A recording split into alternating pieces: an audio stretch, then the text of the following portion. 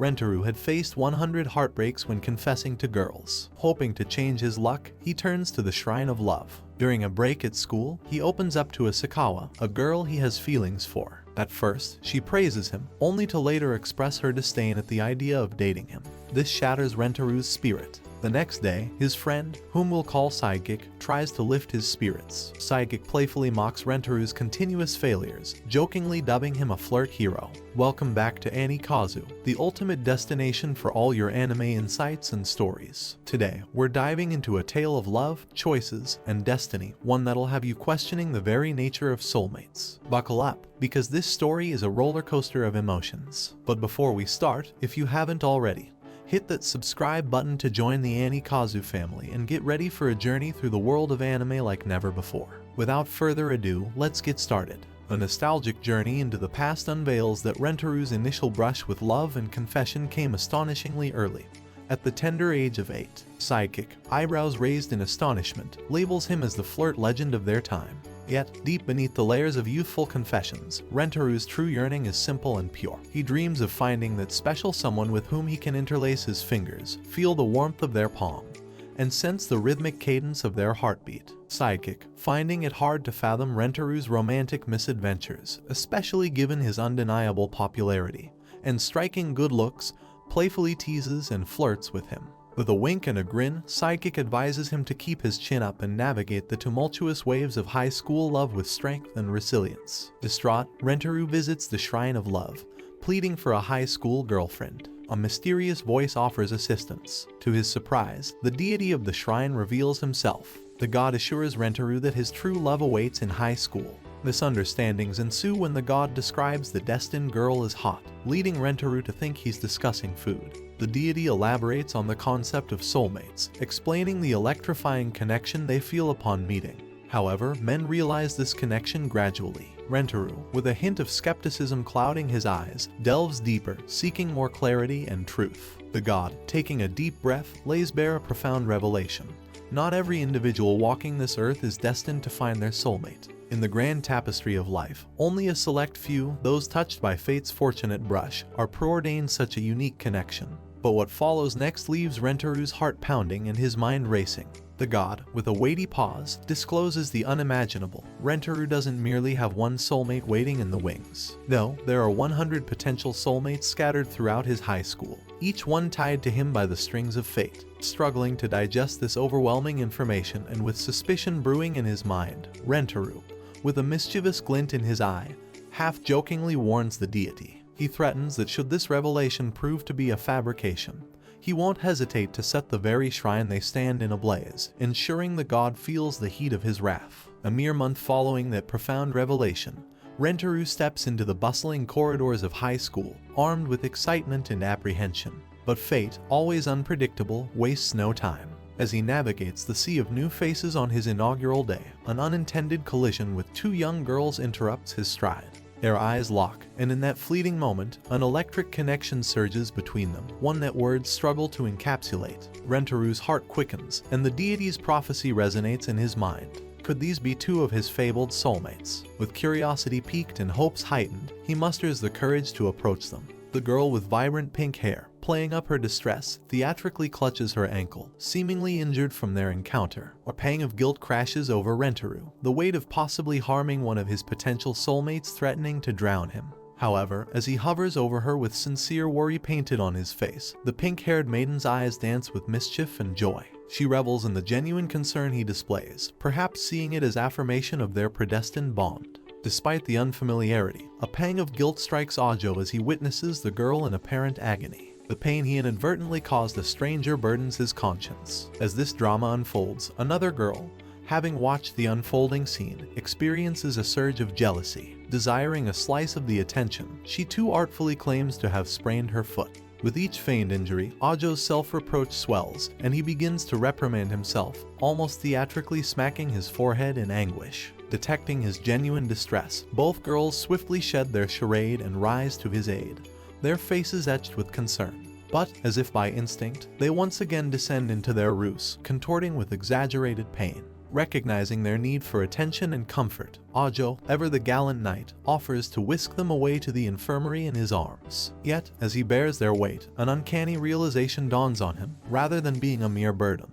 these girls seem to be subtly offering him support, creating a curious interplay between the savior and the saved. On their way, the pink-haired girl nudges closer to Ajo, claiming she needs more stability. This leads to a spat between the two girls about who is truly more off balance. The situation peaks in absurdity when both girls hang on to Ajo simultaneously, leaving him in sheer disbelief. Ajo insists they prioritize the infirmary, and amidst the chaos, they exchange introductions. They're Inda Karain and Hanazono Hakari, both from Ajo's class. Their conversation gets interrupted by two passing girls who share a local legend. If one confesses love while presenting a four-leaf clover from the school courtyard, the love is bound to be reciprocated. Hearing this, both Inda and Hanazono suddenly remember urgent tasks they had to attend to. After the bell rings, signaling the end of a long school day, Ajo finds himself sinking into his desk chair, musing about his unexpected foray into being the teacher's assistant. It was supposed to be a simple task, but it had morphed into an extended, almost comical, marathon for those elusive contact lenses. The irony wasn't lost on him. While the whole world might be in the search of grand answers, here he was, on all fours, squinting for a tiny piece of transparent material.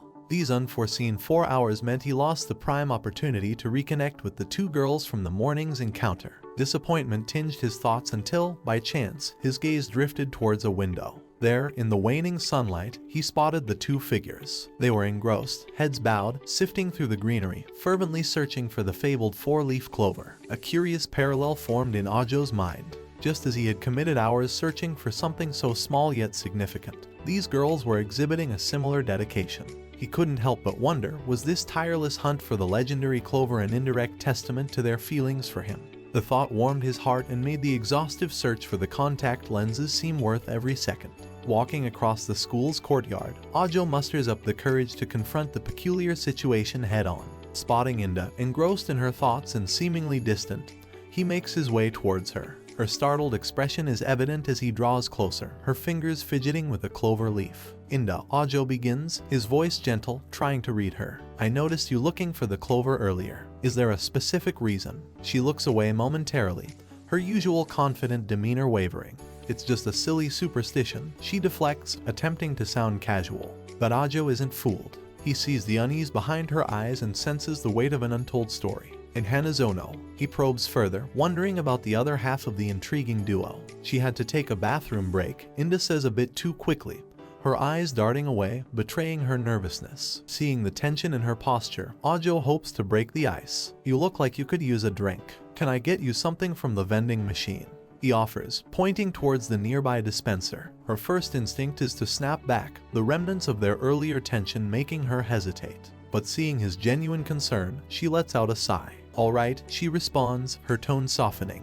"But only if it's a soda." Ajo nods, feeling a silent victory. Their initial clash of personalities might have been rocky, but he senses a budding understanding.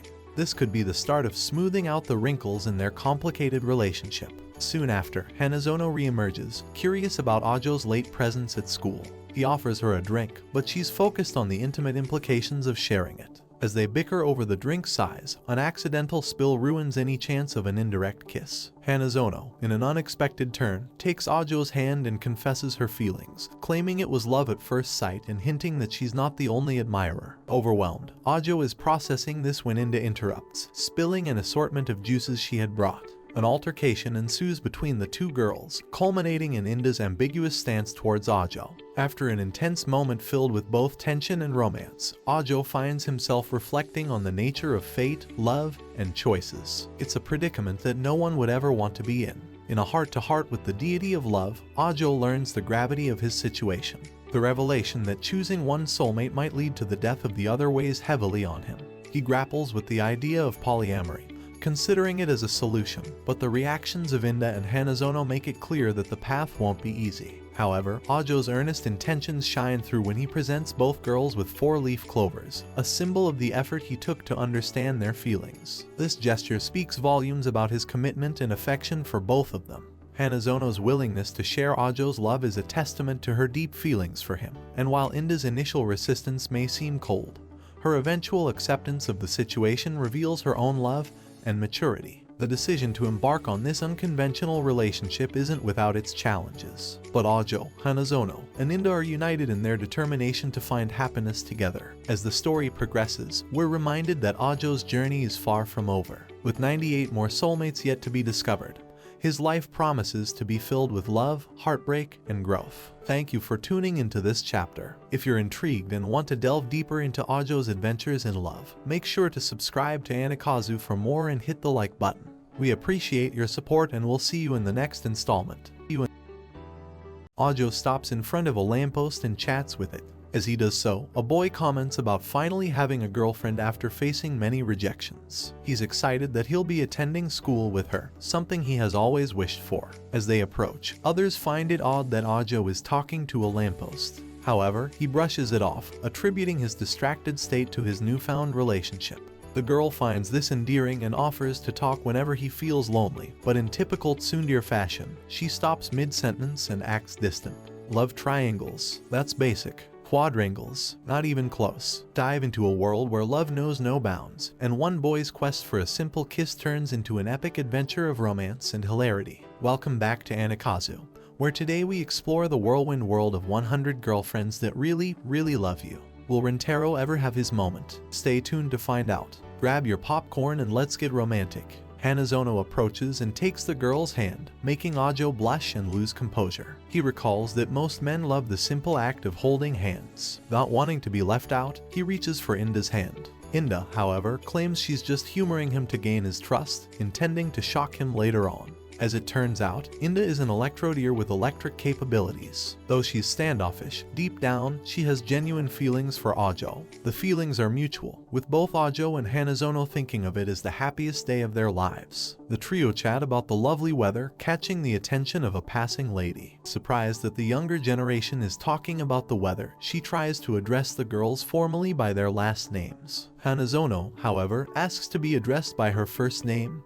Hikari. Ajo, embarrassed, obliges and is called Rentaro in return. Inda hesitates but eventually follows suit, asking to be called Karen. They continue their banter with first names, drawing attention from other students. Upon entering the school, they witness a student fleeing from the strict vice principal. Haraki mentions that the vice principal will chase rule breakers relentlessly. Once caught, the vice principal administers a punishing kiss that causes physical damage due to its intensity. Because of her speed and methods, she's nicknamed the Sonic Witch. The conversation takes a romantic turn when Hikari asks Rentaro if he's ever been kissed. Since he hasn't, Hikari and Karen subtly compete to be his first. During lunch, Hikari offers Rentaro some of her homemade omelet, which he praises as the best he's ever had.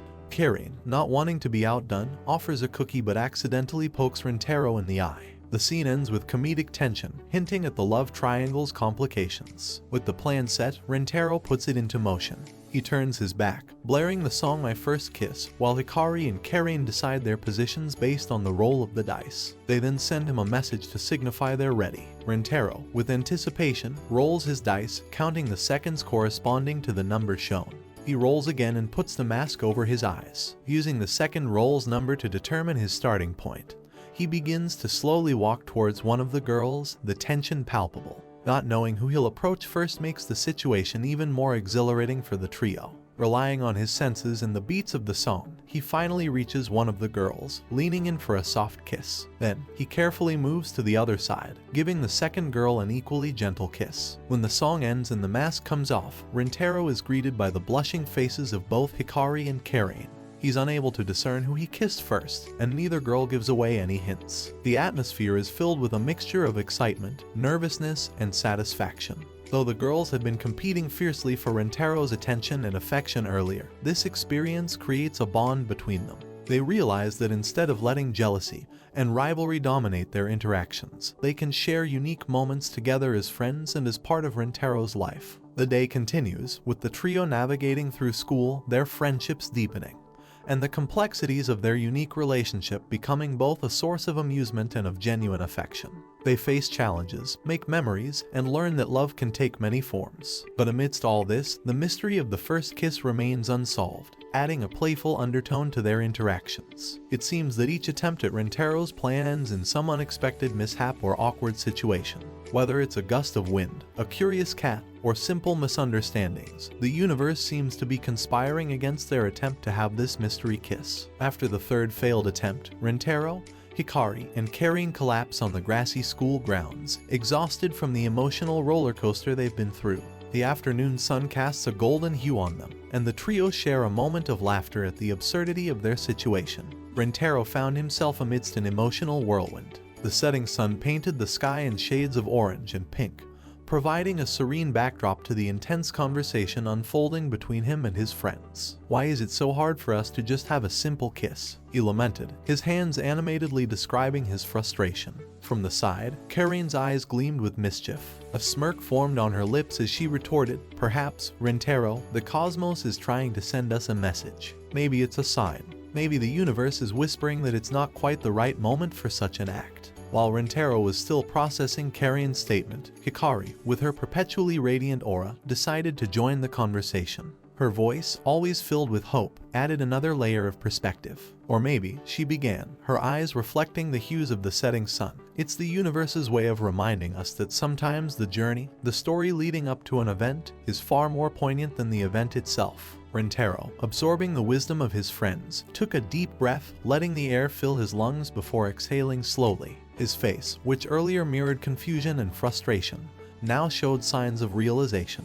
"You might be onto something," he responded thoughtfully. "All this time, we've been chasing after this one singular moment, this one kiss. And in doing so, perhaps we've overlooked the beauty of the moments leading up to it, the joy in our shared experiences and the memories we've been creating together." The trio, each lost in their own reflections, allowed a peaceful silence to envelop them. The world around them seemed to stand still as they stood shoulder to shoulder, gazing at the horizon. It was in that tranquil moment that they truly grasped the essence of their journey, understanding that sometimes the build-up, the anticipation, and the journey towards a goal can hold more beauty, more depth, and be far more rewarding than the achievement of the goal itself. They then decide to spend the rest of the day just enjoying each other's company, walking around the school, sharing stories, and having a good time. The subject of the first kiss becomes a fond memory of their adventurous day, and they decide to let fate take its course. In the days and weeks that follow, their relationship continues to deepen and grow. The unique bond they share becomes the talk of the school, but the trio doesn't mind.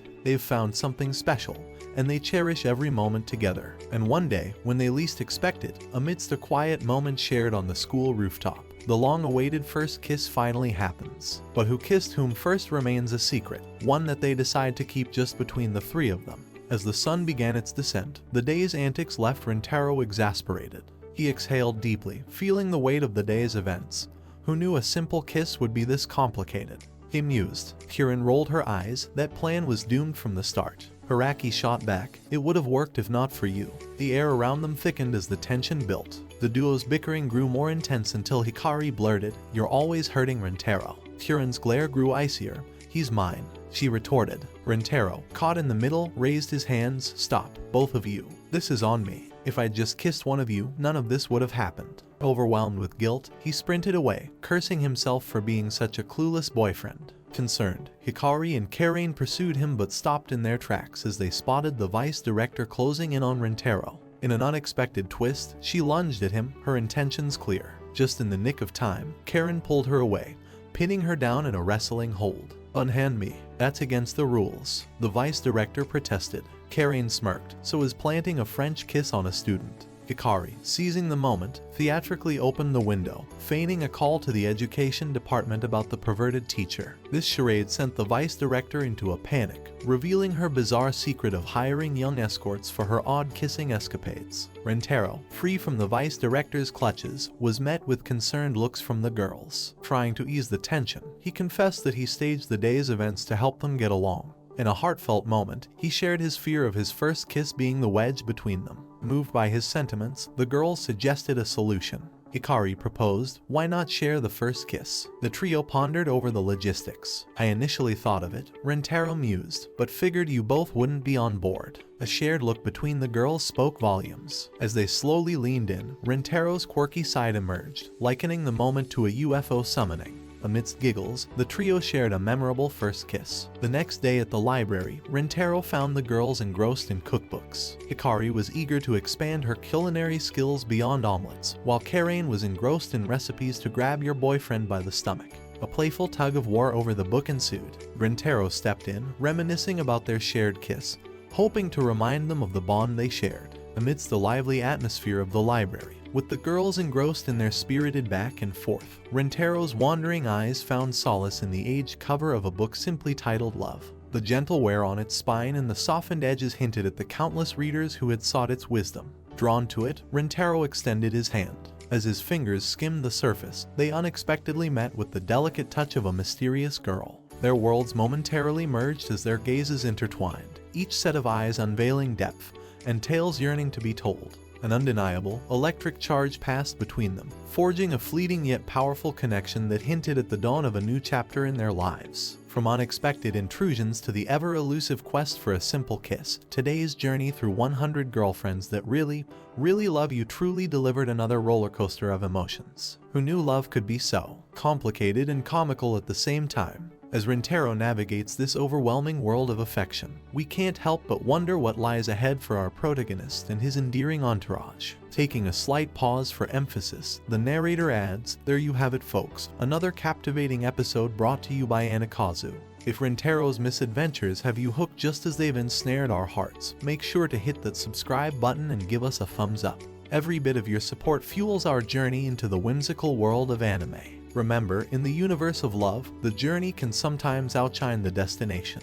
Drawing to a close, the narrator finishes with a cheerful tone. Until we unravel another tale of love, laughter, and life's little quirks, stay enchanted. Until next time. A monologue commences, with the princess elaborating that her fate was predetermined from her very birth. She was destined to lead a life of solitude. She had already come to terms with this destiny. Then, the scene shifts back to the library where the two of them accidentally collide, feeling that peculiar jolt once again. Welcome to Anikazu, your portal to the world of anime wonders. Get ready to immerse yourself in 100 girlfriends that really love you. From a single guy and his incredible harem to the laughter, romance, and heartwarming moments that await, we've got it all covered. Join us as we break down episodes, dissect characters, and unveil hidden treasures in this captivating series. Don't forget to hit that subscribe button, turn on notifications, and embark on this anime journey with us. Let's dive into 100 girlfriends together. Rintaro senses that this girl is yet another one of his numerous kindred spirits. However, he was unprepared to encounter another one of them at that particular moment. Consequently, the girl begins to depart. He suggests that she could take the book instead. She opens her book to a specific page and requests Rintaro to read something from it.